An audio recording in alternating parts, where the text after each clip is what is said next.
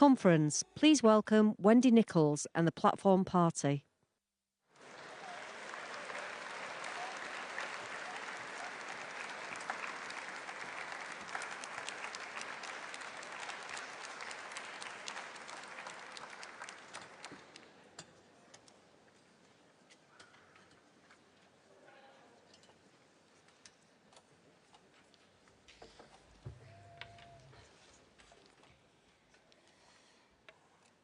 Morning Conference, and welcome to the final session of Conference of 2024.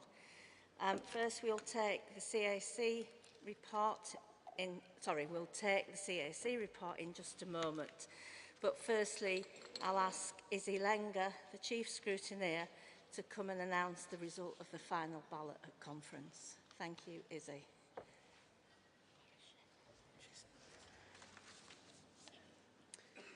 Good morning, Conference. Chair, Conference, Izzy Lenger, Chief Scrutineer. I will now report the results of the Auditor's ballot held at Conference yesterday. There are 2 members to be elected. At least one must be a woman. Therefore, Brinkworth Ghulam was elected unopposed. The results for the election of the second Auditor is as follows.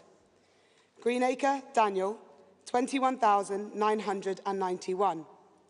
Kitchen Chris, 1,828,469.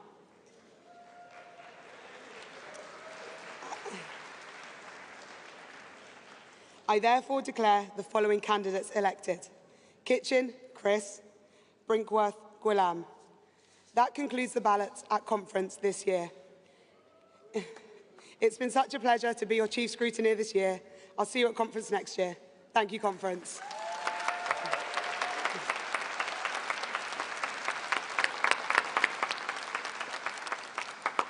Thank you, Izzy. And as Izzy said, there's no more ballots today or until next year. And so can we have a special round of applause, please, for Izzy and the scrutineers, the tellers, the ballot staff who've kept the show on the road.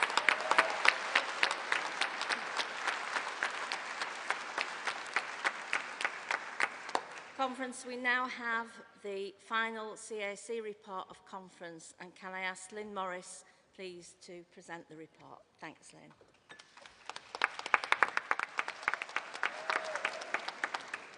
Lynn. Conference, I formally present CAC Report 4. Today we have timetabled debates, composite motions on health mission, making work pay for public services, opportunity mission, AI and automation, an economy fit for the future, and a woman's place in the workplace. As well as we will invite Matt Rack from the FBU and President of the TUC to address us. The motions can be found on page 6 to 13 of your CAC report. Results from the ballot yesterday to elect our national auditors are printed on pages 13 and 14. Today, Conference, we have plenary sessions on an NHS fit for the future and breaking down barriers to opportunity. And then we will close with a speech from the party chair, Ellie Reeves. The Conference Arrangements Committee would like to thank the Labour Party team, the conference venue staff and the many, many contractors who have worked incredibly hard to make this a great conference. I hope delegates have had...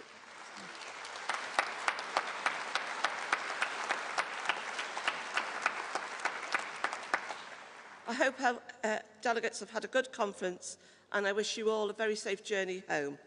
That after the close of business, of course. Conference, I move CAC 4.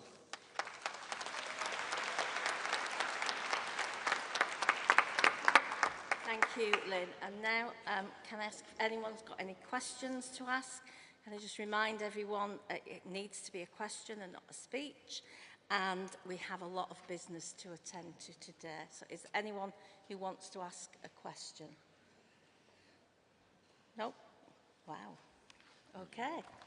Thank you. And just before you go, Lynn, I just want to thank you on behalf of the whole conference, you and your team and the CAC, for the work that you've done on our behalf to make conference run. It's a very difficult task, and I want to thank you all and the staff for what you've done. Thank you.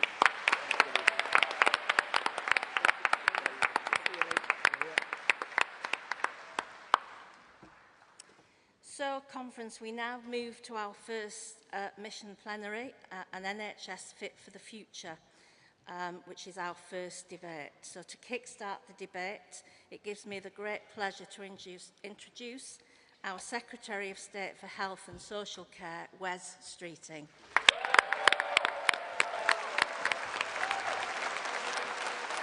Thank you.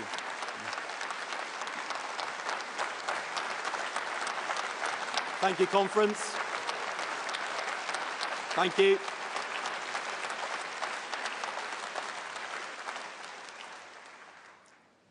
Thank you.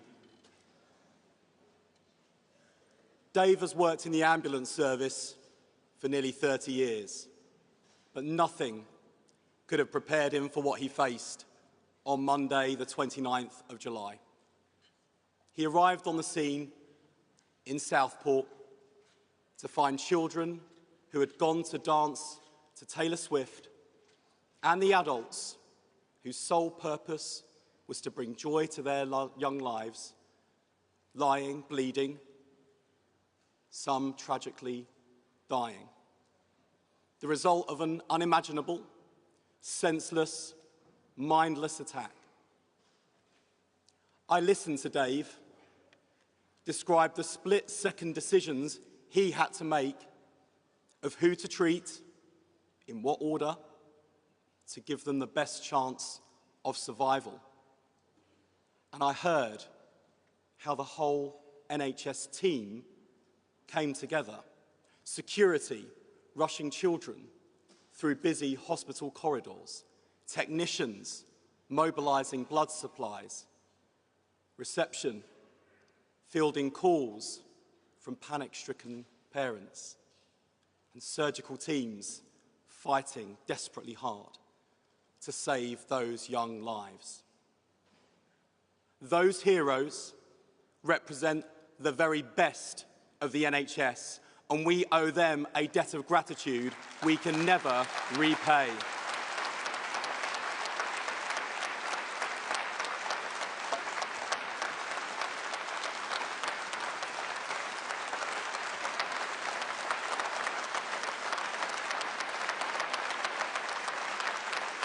In conference,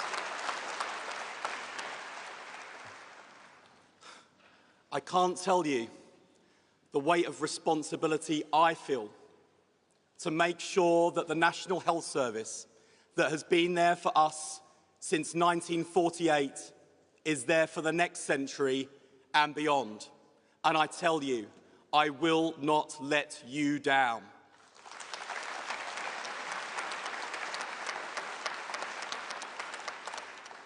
But the truth is, conference, right now, the NHS is letting people down.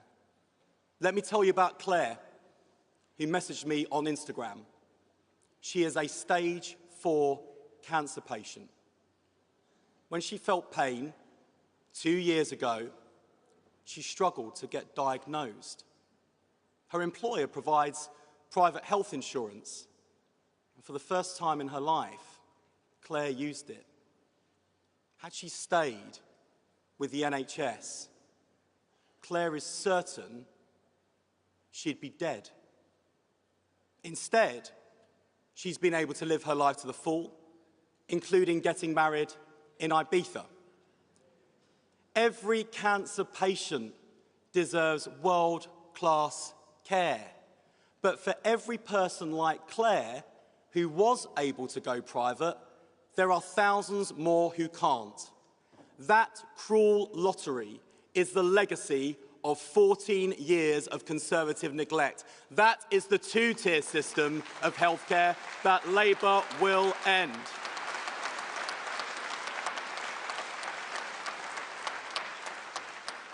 And that is why we must reform our NHS.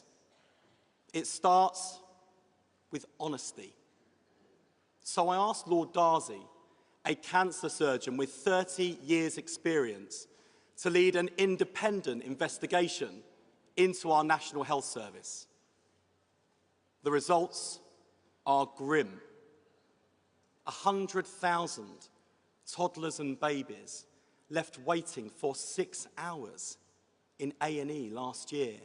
Cancer, more likely to be a death sentence here than in other countries. Nearly 3 million people off work sick, waiting lists at record highs, patient satisfaction at a record low, and the fundamental promise of the NHS that it will be there for us when we need it has been broken.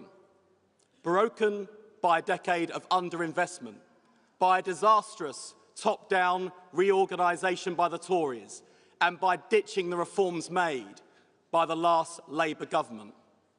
All of this meant that when the pandemic hit, our NHS was on its knees and hit harder than any other comparable healthcare system.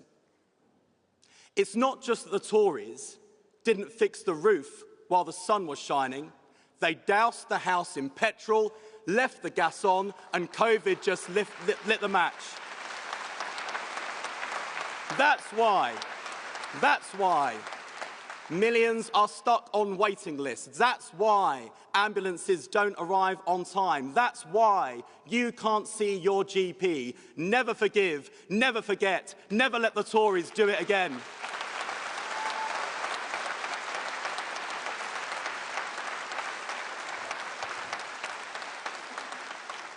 Look, I know the doctor's diagnosis can sometimes be hard to hear. But if you don't have an accurate diagnosis, you won't provide the correct prescription. And when you put protecting the reputation of the NHS above protecting patients, you're not helping the NHS, you're killing it with kindness. So I say respectfully, but unequivocally, I won't back down. The NHS is broken, but it's not beaten, and together we will turn it around.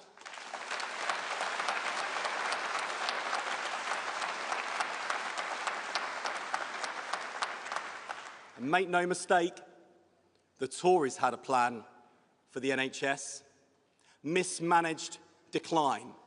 A status quo so poor, people are forced to raid their savings to go private. A crisis so bad that 7 in 10 people now expect charges for NHS care to be introduced. I've said it before, I'll say it again. Over my dead body, we will always defend our NHS as a public service, free at the point of use, so that whenever you fall ill, you never have to worry about the bill.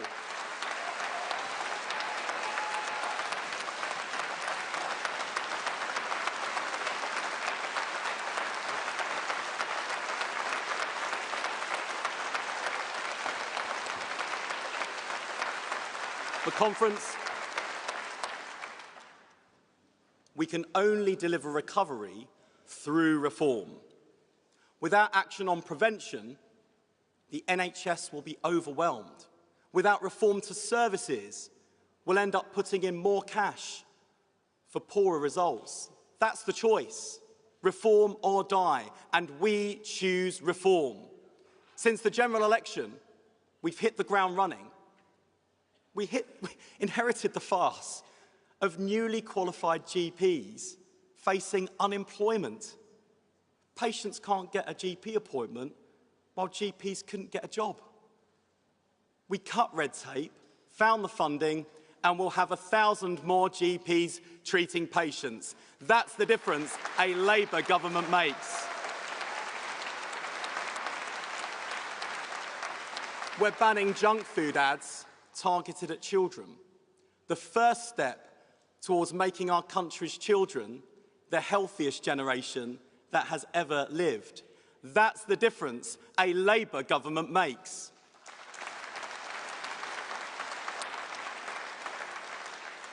Strikes have crippled the NHS, cost taxpayers billions, and saw 1.5 million appointments cancelled. Do you know, my predecessor, her ministers, the previous Conservative Health Secretary, hadn't even bothered to meet the junior doctors since March. I called them on day one, met them in week one, and in just 3 weeks, we negotiated a deal to end the strikes. That's the difference a Labour government makes.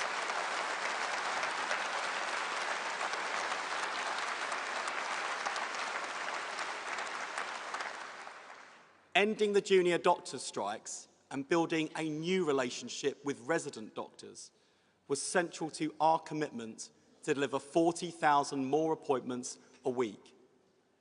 But as well as getting staff back to work, we need to get them working at the top of their game. We're sending crack teams of top clinicians to hospitals across the country to roll out reforms developed by surgeons to treat more patients and cut waiting lists. And I can announce today that the first 20 hospitals targeted by these teams will be in areas with the highest numbers of people off work sick, because our reforms are not only focused on delivering our health mission, but also moving the dial on our growth mission too. We will take the best of the NHS to the rest of the NHS, get sick Brits back to health and back to work. That's the difference a Labour government makes.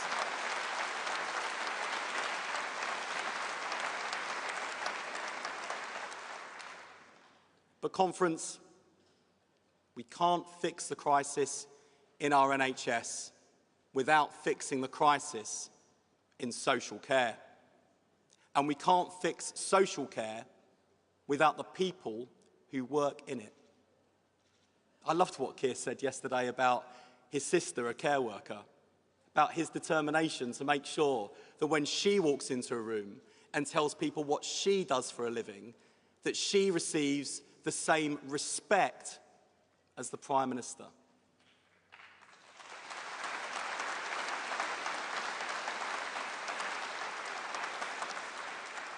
So let me tell you, as the Secretary of State for Social Care, I won't let Keir down, his sister down, or fail more than 1 million care professionals just like her. Angela and I will deliver a new deal for care professionals, a fair pay agreement to improve pay and conditions and give staff the status and respect they deserve. Our first step towards building a national care service.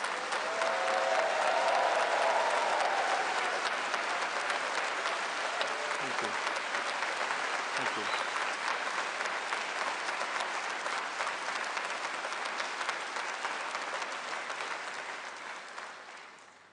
Every day in this job, I see the scale of the challenge. But I also see something else, the potential of our NHS. The Tories' biggest betrayal wasn't that they left the NHS unable to care for us today, it's that they left it totally unprepared for tomorrow. Advances in genomics and data mean the healthcare of the future will be more predictive, more preventative, and more personalised than ever before. Detecting from birth a child's risk of disease so we can act to keep them well.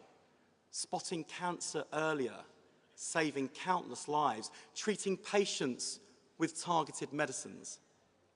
To make these advances a reality for the many, not just the few, we need following things: a universal health service, free at the point of need, able to share data, partner with innovators, and adopt new technologies at scale. Such a service would be unique in the whole world. Conference, the good news is that service already exists. It's called the National Health Service. And our job is not just to get the NHS back on its feet, we must make it fit for the future. And that is what our 10-year plan for health will achieve. Conference, if we get this right, we will end two-tier healthcare in our country for good, so that the preventative care, precision medicine, personalised treatment are no longer just for the few, but are enjoyed by the many.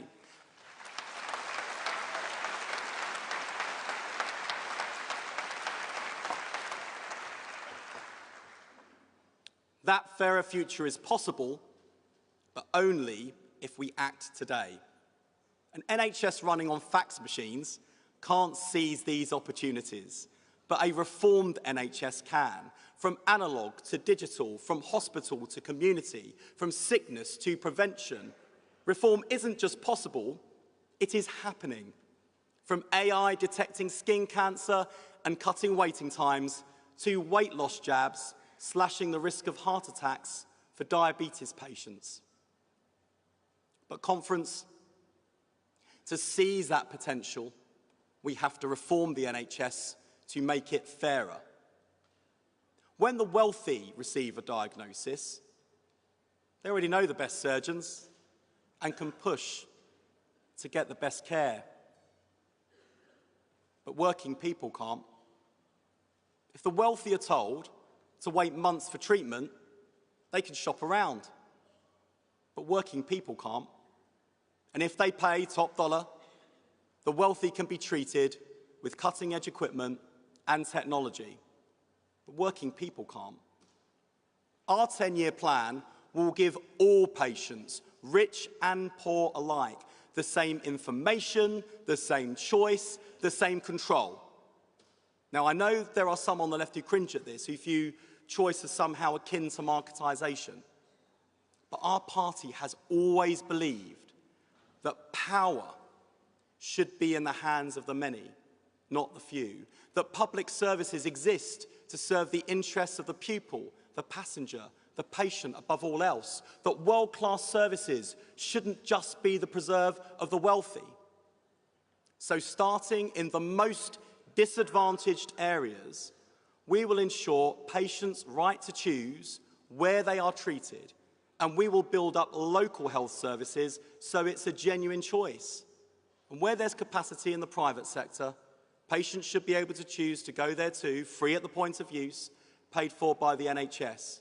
Because working people deserve to be treated on time just as much as the wealthy. And conference, when we look around our country today, it's easy to be pessimistic. But the public have turned to us to give them hope. So here it is. We are in the foothills of a decade of national renewal, 10 years in which our country and our health and care services will change enormously. The NHS transformed into a neighbourhood health service, a digital health service powered by cutting-edge technology, a preventative health service that helps us stay healthy and out of hospital, and a new national care service ensuring people can live dignified and fulfilling lives. That's the change that lies before us. It will take time, and it won't be easy. We will have to fight loud opposition, cynicism, and vested interests. But conference, bring it on. It's up to us.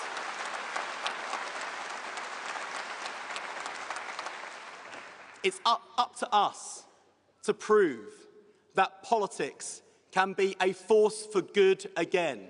So let me say to every one of you in this hall and to the millions of dedicated staff in health and social care across our country, we are the generation that will take the NHS from the worst crisis in its history to build an NHS fit for the future.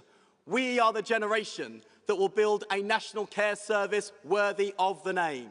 The NHS there for us when we need it, with world-class care for the many, not just the few. That's the change Britain voted for. That's the change we'll deliver together. And conference, that change has already begun. Thank you.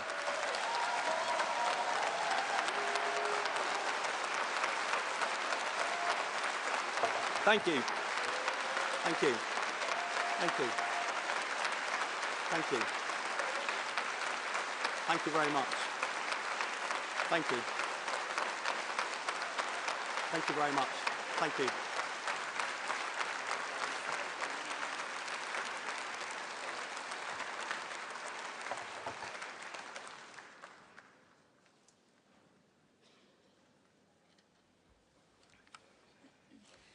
Thank you, Wes. And now we move on to our motions. The first motion is Composite 11, Health Mission, moved by Ilford North CLP and seconded by Norwich South.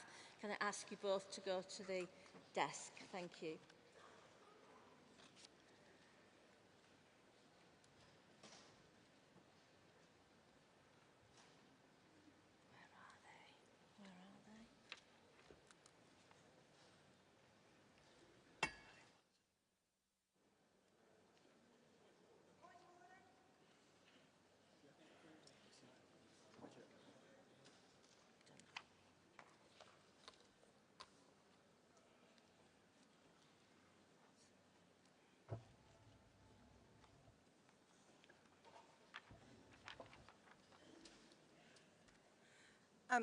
Hello, Jennifer Hemingway, Smethwick CLP. That wasn't what we agreed at compositing as far as movers and seconders. I'm not quite sure how that is what got printed. I think you probably should have raised that with the CAC this morning because we don't print the documents. All I've got in front of me is what everybody else has got. Okay. So I really do need Ilford North to move and Norwich South to second. Don't know if they both know that. Right. Thank you for that. Shall we move to the next one? I'm going to suggest we move to the next one and then we can resolve it hopefully. Oh, right. No? Okay. Sorry about that. The next... no, that's Barbara. That's GMB. Yeah. Okay, sorry. Can I ask GMB to come and move the second composite and Unison to come in second? Thank you. Thanks, Barbara.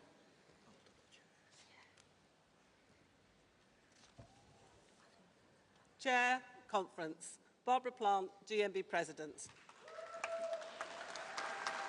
Moving Composite 2. Conference, our children's education depends on the work of school support staff, teaching assistants, lunchtime supervisors, site managers, learning support assistants, office staff, to name but a few. Our work is vital, particularly for children identified with special educational needs and disabilities. But we have been routinely forgotten, and our conditions are much poorer than our teaching counterparts. When I started, I was called a primary helper, reading with children, sharpening pencils, and helping to clear away resources at the end of the day. Today, we know it is a hidden profession, with increasing skills levels and workload. For example, to work one-to-one with a child who has Down syndrome, I had to learn simple sign language. But while skill levels have increased, our pay hasn't. The last Labour government established the School Support Staff Negotiating Body, which I represented my union on at the time. It planned to improve training opportunities and ensure pay and conditions were driven upwards. But under the Conservative-led coalition, Michael Gove scrapped it and went on to call teaching assistants like me a mum's army. How patronising, how condescending, but how typically Tory.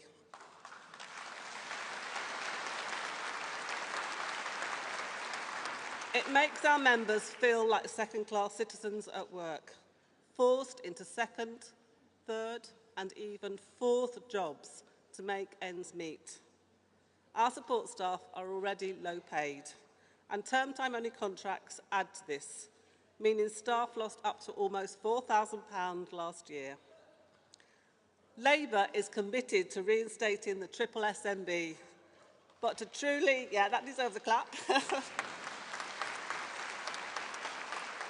But to truly make work pay in schools, it must cover staff in academies, and it must also bring outsourced school workers, such as kitchen staff and others, back in-house. Conference. 14 long years in opposition. Our members have felt it. But Labour's back in government and has a real opportunity to truly recognise the vital work that support staff do for our children, a real opportunity to set first-class pay, conditions and progression standards in our schools across the country. Let's not waste it. Conference, I move. Thank you.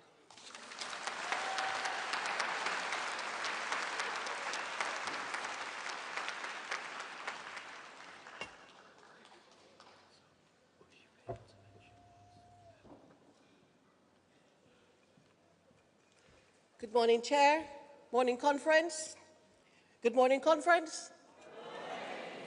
Sharon Foster, Unison, seconding Composite 2 on behalf of Unison, the largest union representing school supporting staff.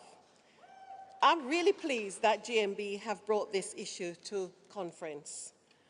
In my branch, with a large membership in schools, it is something that is close to my heart and close to the heart of many thousands of Unison members. Conference, we have to remind ourselves that the school supporting staff negotiating body is not something new. In fact, under Gordon Brown's, it was introduced by the last Labour government. The campaign it was led by our new General Secretary, Christina McAnee, who at the time was our chief negotiator for school staff. Sadly, it was one of the first things the coalition government acts, they hated it. And that's the difference between being power and out of power. The Tories, in fact, abolished it twice in two separate bits of legislation. And why did they hate it?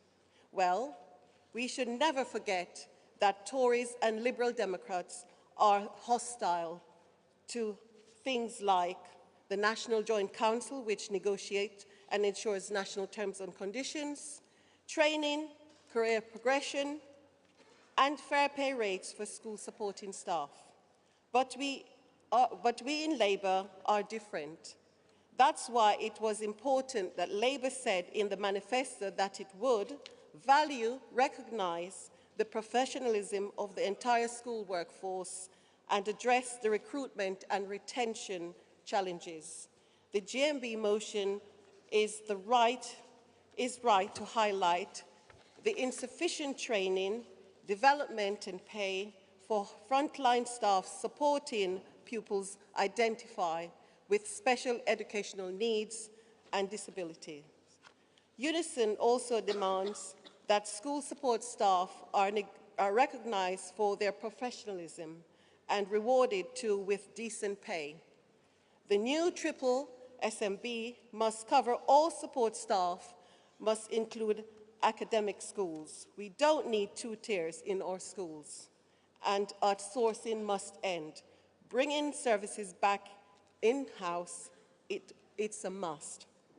If our schools are giving our children the best start in life, then staff we can provide. Unison knows that Bridget Phillipson takes these issues seriously. We look forward to working with her and GMB. Please support.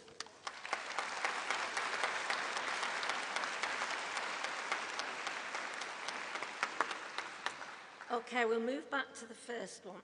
And after the point of order, sorry, we are going to ask Ilford North CLP to move and Norwich South to second. There has been a little bit of a misunderstanding, but if you would like to come up and move the motion, thank you.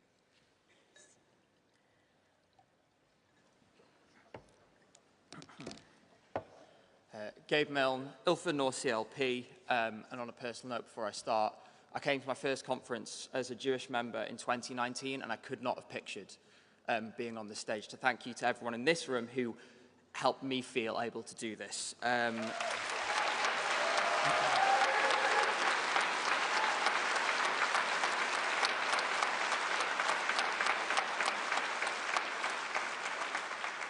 I'm really proud of where I live, and that's in the London Borough of Redbridge. And a few years ago, we almost lost our local A&E department, but thanks to work from our MPs, Wes Streeting and Jazz Athwell, it was saved and was there for me when I needed it the most.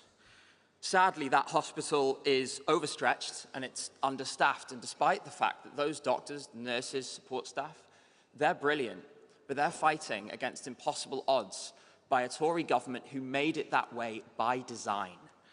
Now, that waiting list that we've discussed so much now stands at 7.5 million people, and for more than 500,000 of those, that experience has gone on for more than a year.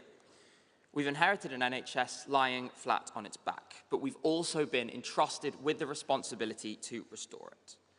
Where the Conservatives have failed, we understand we cannot afford to. We're today debating a plan that will deliver 40,000 extra appointments a week, 1 million, 2 million extra a year, an extra 8,500 mental health staff, thousands more doctors, nurses, new equipment and the latest technology to diagnose earlier and treat sooner. Imagine the kind of health service we could build. Picture the security and confidence you would feel walking into a GP's appointment and knowing that no matter what, you will be seen in 18 weeks. It was a reality under the last Labour government. We can do it again.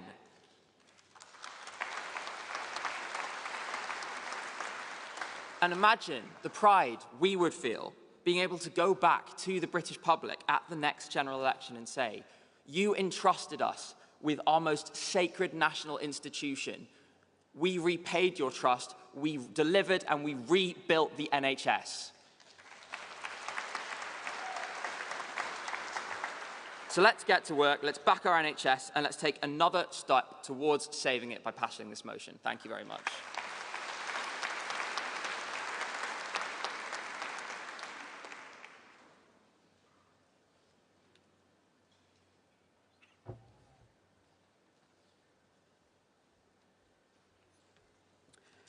Thank you, Conference. Before I start to second this motion, I would just like to publicly thank NHS staff at York District Hospital for saving the life of my daughter during the COVID pandemic. She was in intensive care with many others, fighting for her own life while the Tories were holding parties in Downing Street. Conference, I know how valuable medical care free at the point of need is. Myself, my 2 children and my 3 grandchildren would not exist if the NHS had not been there to perform pioneering surgery on my mother in 1954 at Petworth Hospital. She was working class, had become too sick to work, and if the NHS had not been there to help her, she would have died. She got caught up in the floods along the Norfolk coast in 1953. She developed pneumonia and then TB. My parents met in hospital. My father also had TB. The NHS tried hard to save my dad's life too, but for him it was too late. His tuberculosis had spread too far and he endured a long and painful death over a 10-year period. The reason his had spread too far was because he failed to seek medical help at an early opportunity. Early medical help is so important and can mean the difference between life or death. Today, people requiring surgery are placed on waiting lists where they can remain for months, sometimes longer. During that time, they have to endure suffering and the worsening of their condition. And I know that this is hard to bear because as a child, I witnessed my father's suffering. My father struggled so badly with his declining health that on 2 occasions he tried to commit suicide. So it's not just physical health that is at risk. Mental health services are just as bad, if not worse. We have the highest rate of suicides in this country since 1999. We are 70 years on from 1954 and the NHS should have continued to go forward, but things have gone backwards thanks to the Tories. If a Conservative government had been returned to power in July, I have no doubt the decline in the NHS would have reached a point of no return. This country has an opportunity under a Labour government to rebuild the NHS. It will need a steadfast approach, improvements in staffing, technology, equipment and research at a time when there's little money left to do anything.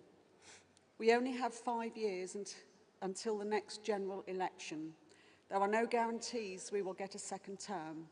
That is why it's so important to start to deliver our manifesto pledges on the NHS straight away.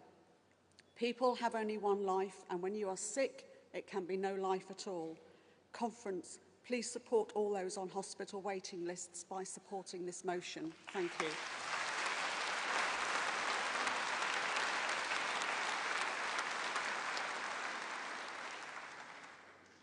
Okay, thank you, delegates. And moving now on to the final composite in this section, composite 13, to be moved by Bexhill and Battle CLP.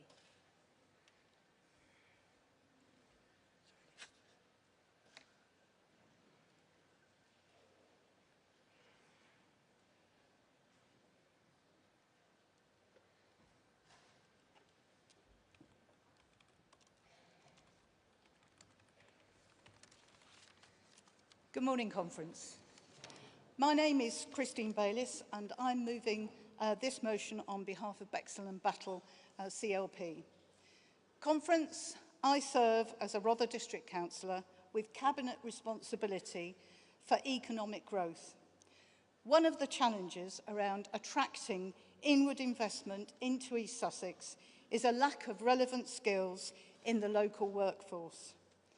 As a Labour councillor, my ambition is to ensure that the jobs we create are open to all young people in our community, those with disabilities and special needs, and those from our most disadvantaged communities. However, the report published by the Education Policy Institute in July shows that the attainment gap between disadvantaged pupils and their peers is growing. Without good qualifications, young people are often consigned to low pay and insecure employment. New opportunities will pass them by. Conference, the closure of Sure Start, the narrowing of the curriculum, the reduction in the value of the pupil premium, the funding squeeze supporting pupils with special educational needs, and the impact of a growing number of children living in poverty is clear. The attainment gap has widened for the very children and young people I came into politics to serve. What an indictment of 14 years of Tory mismanagement and incompetence.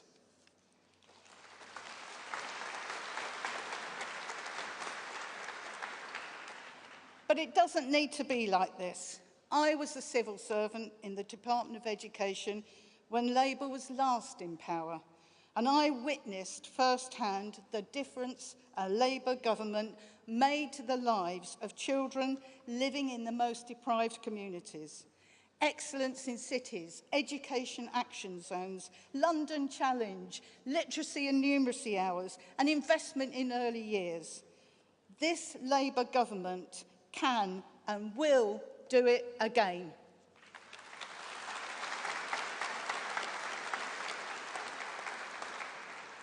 So let's work to extend opportunities to all pupils to succeed and lead fulfilling lives. Invest in teachers and their training, tackle the recruitment crisis for support staff, provide specialist mental health support in schools, and make the curriculum rigorous, broad-based and relevant. Conference, please support this motion. Thank you.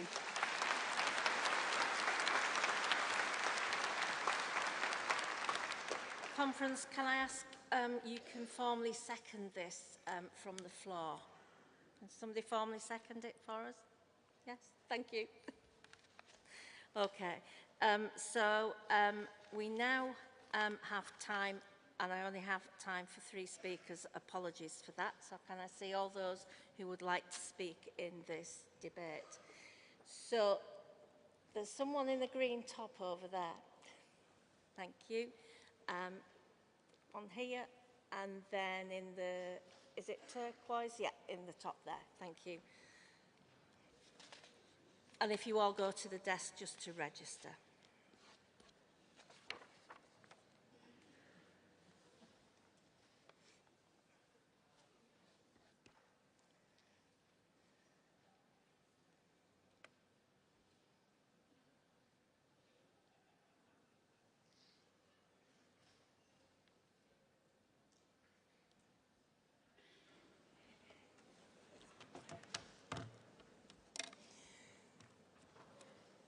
Good morning, Conference. Jennifer Hemingway, Smethwick CLP, Labour and Cooperative Councillor for Sandwell.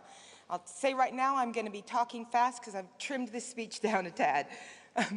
Since its founding, the NHS has been a vital part of this party and this country, and it's a part of who we are, a piece of us, body and soul.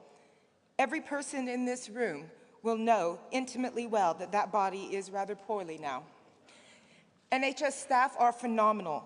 If not for their dedication and service, I believe the NHS would not have lasted through the last 14 years of neglect from a Tory government.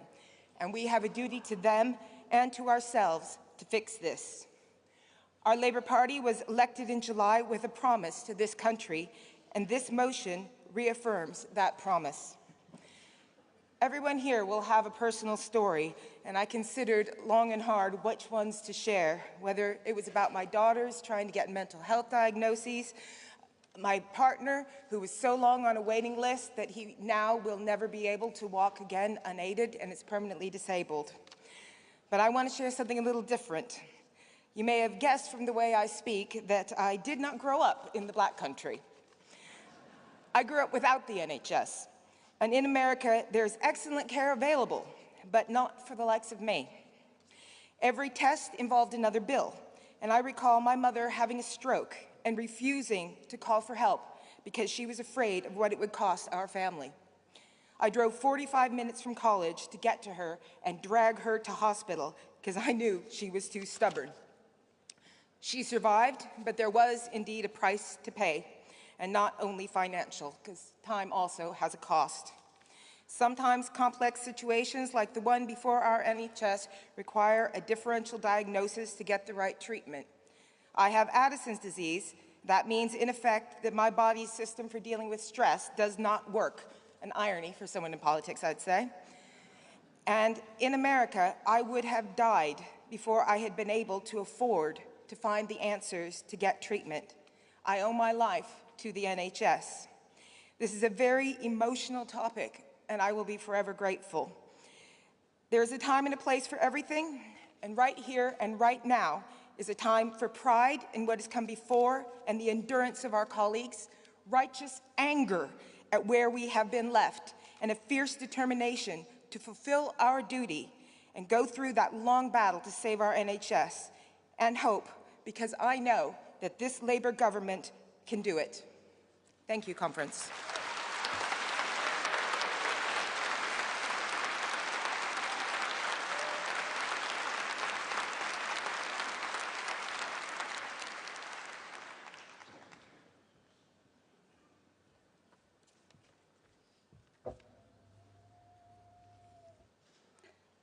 Good morning, Conference. Julianne McGough, Chair of Birkenhead CLP, and there are absolutely no first-time badges here. I am speaking in support of the Health Mission motion. As a type 1 diabetic, I know only too well the importance of ongoing, free at the point of access, medical support and treatment. Additionally, when diagnosed last year with breast cancer, I benefited from an early diagnosis through routine screening and subsequent fast treatment, which means I am now cancer-free and have a positive prognosis.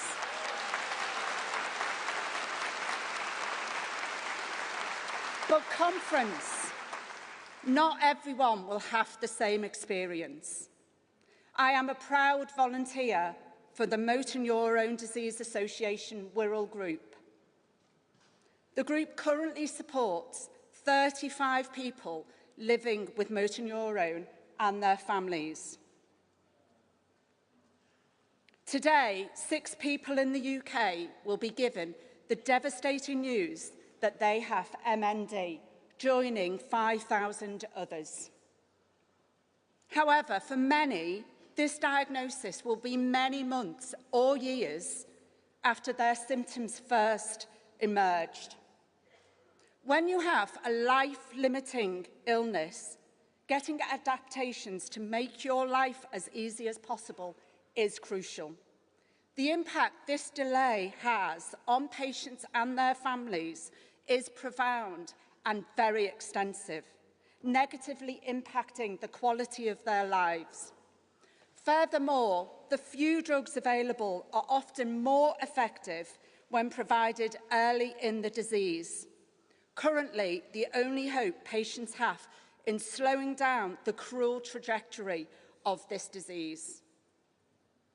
With limited spare time, I could spend more of that time with my friends in the MNDA Association.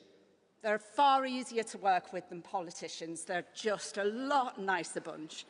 But instead, like many of you, I deliver leaflets, knock on doors, and spend what seems to be endless hours on campaign admin. Conference, we do all that because we have a profound conviction that politics, as our Labour Prime Minister has stated, should be a force for good. A government with a plan which puts early diagnosis for all diseases at the heart of a well-funded and well-staffed NHS, providing a better future is possible for the 6 people that today will be diagnosed with motor neurone disease. And they will have a better future because Labour is in government. Conference, I urge you to support this motion, and if you have free time, we need volunteers.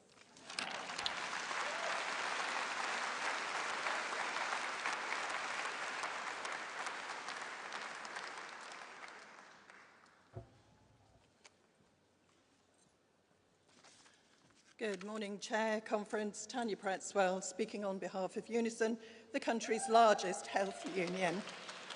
And speaking on behalf of nurses, porters, healthcare assistants, cleaners, medical secretaries, lab staff, IT staff, paramedics and catering staff, and many, many more staff that make up the nearly 500,000 Unison members in the NHS.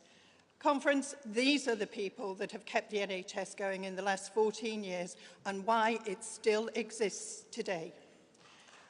We welcome the full and frank assessment of the state of the NHS that Labour has inherited, and diagnosing the scale of the problem is essential. But I can tell you now that the key to rebuilding the NHS, first and foremost, is our staff. Together with driving down the waiting list, developing new technology, investing in CT and MRI scans, these are the sorts of things we can get fully behind. But they can only be delivered by a well-rewarded, well-trained and well-motivated staff. We welcome the promise in the motion to recruit 8,500 additional mental health staff. This is a great start. However, Agenda for Change needs looking at to make sure staff are banded correctly and so they have the chance to progress in their careers, making the most of their skills. That's another Tory legacy that needs close attention. And Conference, we must remember that one of the best ways to help our NHS not just survive but thrive is to build the National Care Service based on a fair pay agreement. Conference, our health members voted Labour to rebuild the NHS. We look to Wes and our whole Labour government to give our members hope. A Labour government working with NHS staff and their unions is a winning combination. Let's go forward together. Support the motion.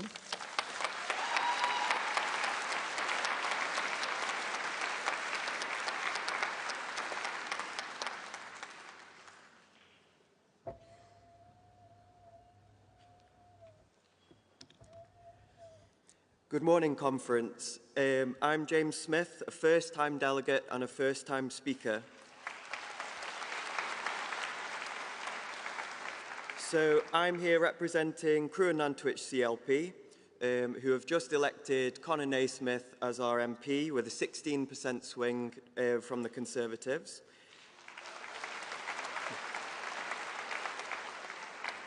I only feel for the people of Bexhill and Battle who now have to deal with our old Tory MP, our old sloppy seconds, I'd like to say.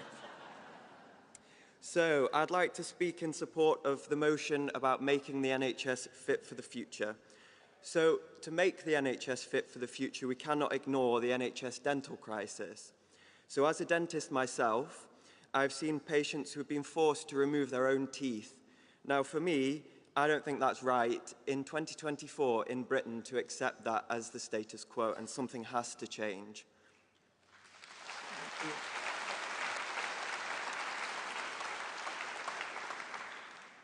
To make the NHS fit for the future, we need a new NHS dental contract, a prevention-based approach, and this would in turn reduce costs and improve the quality of lives for all of our citizens.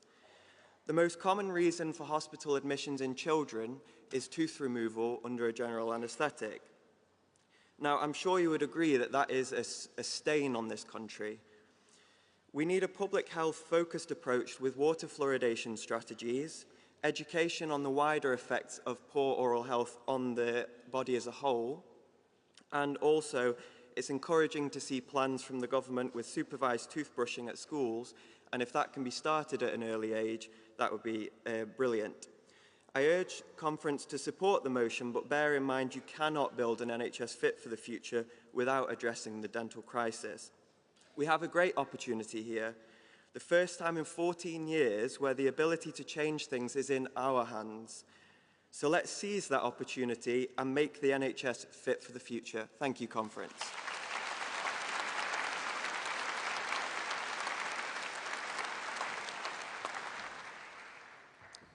Thank you, conference, and we'll just change the platform for the moment, but thank you.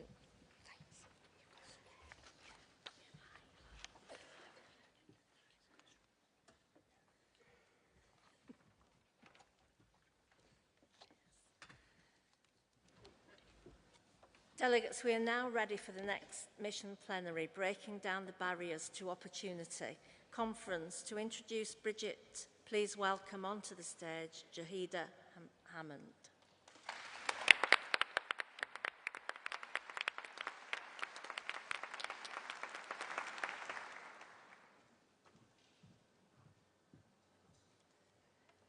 Thank you, conference. 27 years ago, fresh from teacher training, I started my first job as a languages teacher at my old school in Washington in the northeast of England. I arrived during the final years of the Conservative government, and money was short and the list of challenges that schools faced was long.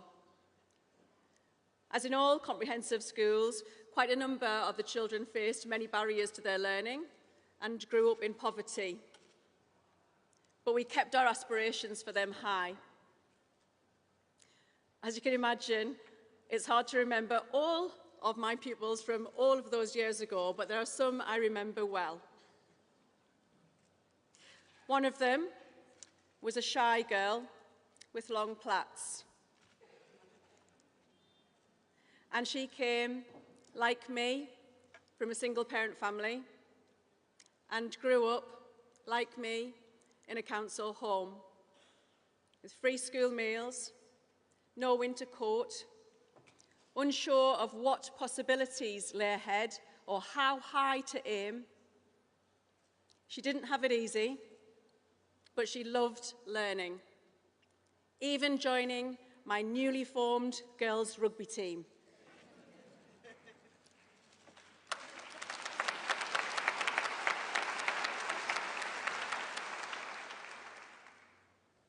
We were great. She absorbed everything she was taught. She excelled in her exams and in doing so won a place at Oxford University.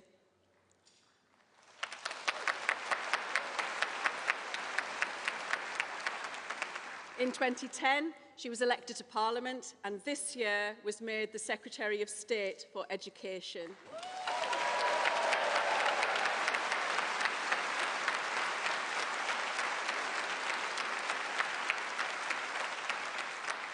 She has shown that there is no ceiling on what all of our children can achieve if they are given the opportunities to thrive. In recent years, those opportunities have been too few. And the challenges that children face today are many. Challenges that didn't exist 27 years ago. Challenges that go well beyond the school gates. challenges that teachers alone cannot fix. But with a new government comes a hope of real change. I wrote on one school report for that same shy girl with the plaits that she should take more opportunities to speak up in class.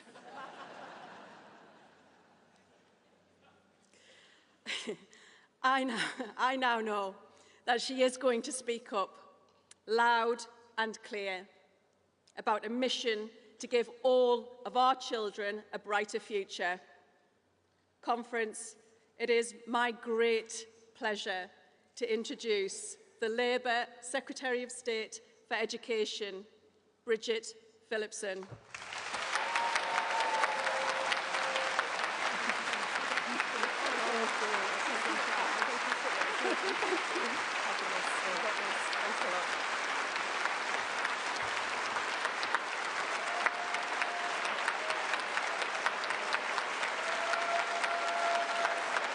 Thank you, Conference.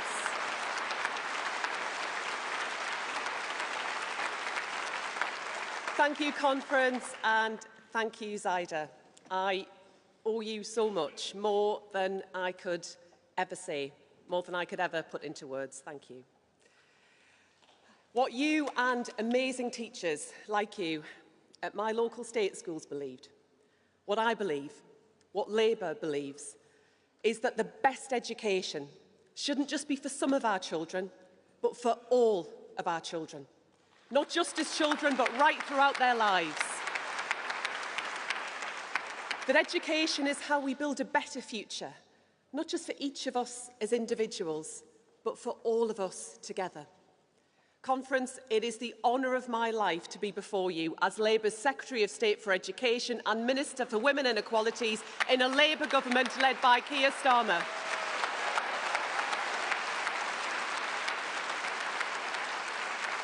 And as a Labour government, we see education as so much more than what happens in the classroom. It is about children, and it is about their opportunities. Opportunity not just for some of our children, but for all of our children. A vision of education centred not simply on schools or nurseries, knowledge or skills, university or college, but on our young people, on their chance to achieve and thrive, to succeed and flourish. Conference, I spent my teenage years growing up under the previous Labour government. I saw the changes that vision brings. The classrooms rebuilt, the teachers respected, rewarded with time to drive up standards for every child. Hundreds of thousands of children lifted out of poverty. A Labour government transforming lives and life chances. And thanks to you all here today, we have a Labour government again after so many years in opposition.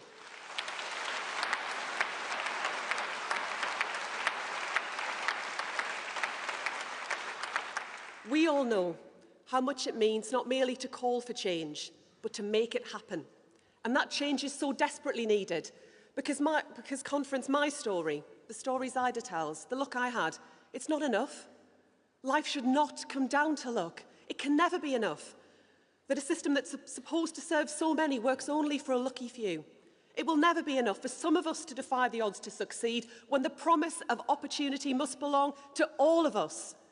We have to change the odds so that success belongs to each and every child in every school and in every corner of our country.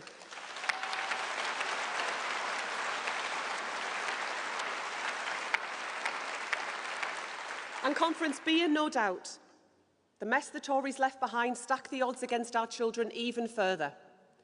A threadbare childcare system asked to do more but reeling from years of being given less. Teachers leaving the classroom, not in dribs and drabs, but in their droves. School absence, stubbornly high. Attainment for children growing up in poverty, far too low. Support for children with special educational needs, for children growing up in care, left in crisis year after year. T-levels botched, apprenticeships vanishing, standards falling. Universities turned into noisy political battlegrounds, not prized for their success. Ministers who forgot that children grow up in homes and playgrounds as well as classrooms, who watch technology turn our children's world upside down, but whose answer was to turn back the clock. And of course, the defining image of that last Tory government, schools literally crumbling around the next generation, children cowering under steel props to stop the roof falling in on their heads. This is what we find after 14 years. And I know, we all know, the Tories love a one-word judgment. But today, conference, I have two. Never again. Let those words ring out, not just in this hall and in our party, but across our country. Never again.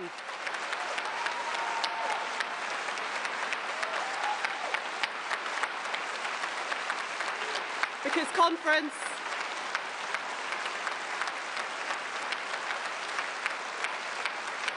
that is the difference between our parties. We have always known that bringing up the next generation doesn't start and stop at the school gate. Conference, across education, I hear a story told time and again of staff in our nurseries and schools, in colleges and universities, going above and beyond so often, who stepped in when the services around them frayed and failed. School staff ending up as both maths teacher and mental health counsellor. College staff helping with benefits as well as BTECs.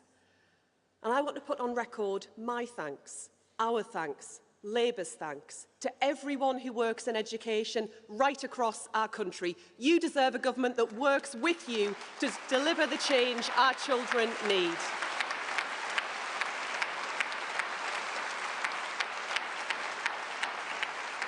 And I'm here today to tell you that we are that government, that we will work with you and your unions, that change has already begun. In the 12 weeks we've been in government, we have begun the hard work of reform. We have already brought an end to one-word Ofsted judgments in our school once and for all.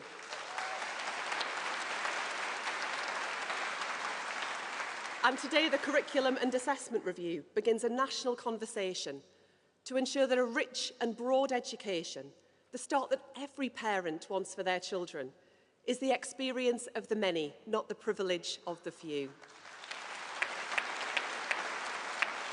In less than 100 days, we will end private schools' tax breaks to drive high and rising standards for the 9 in 10 children who go to our state schools.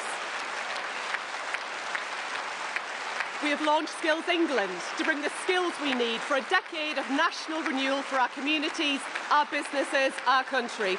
We will focus apprenticeships once more on our young people to set them up to succeed. And conference, we have turned government to the work of tackling child poverty once again, because it is the purpose of our party.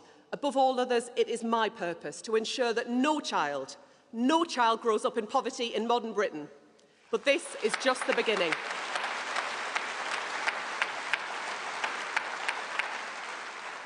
You know, as I know, that if we are to build a better society for tomorrow, we must change the childhood of today. And our mission to deliver opportunity for the next generation must start with our youngest children. So much in life depends on those crucial early years, before school, when the gaps between rich and poor open up. It is my first priority. The life chances of our children and the future of our country demand nothing less. Conference, a year ago I told you from this stage that we were launching a review of early years education. Our manifesto pledged 3,000 new school-based nurseries. And today I can tell you, change begins, delivery begins, those extra places start opening next year. The first phase of our new nurseries of high-quality early education, boosting life chances for children and work choices for parents. And 2 years ago, I promised you that the next Labour government would bring breakfast clubs to every primary school. And I am so proud that breakfast clubs will start to roll out from April, with hundreds of schools set to become early adopters this school year. Change begins, delivery begins, a new era of child-centred government, building a country where children come first.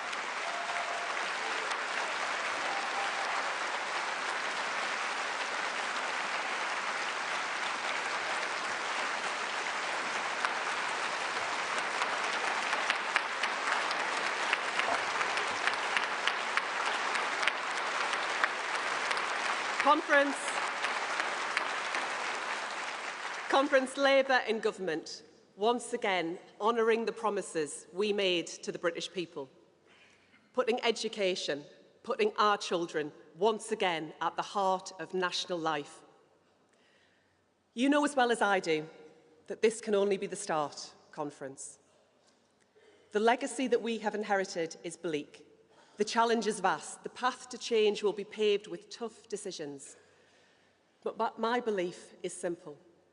Our best days lie ahead of us, and the work of government is to deliver them. To bring to life, to make real for our children, our vision of the chances in life that they deserve, a vision rooted in our values, and the belief that socialism is about using the power of government to extend to all of us the freedoms that in the past a great education only gave to a lucky few.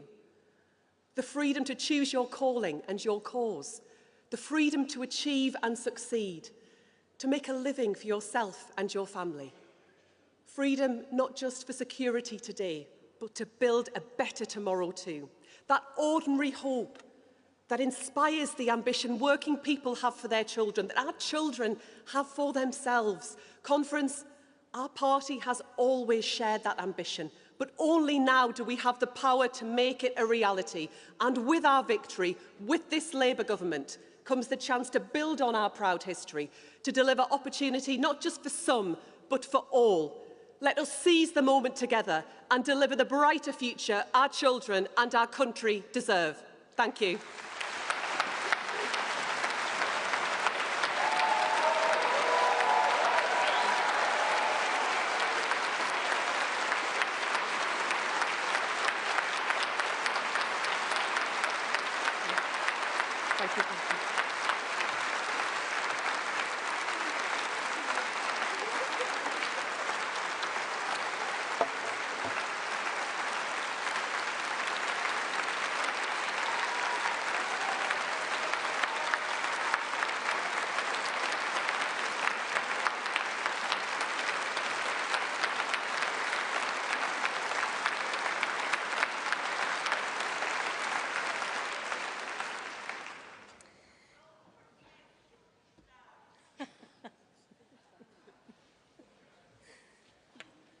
Thank you, Bridget. And I now ask Liz Kendall, Secretary of State for Work and Pensions, to address the conference. Thank you, Liz.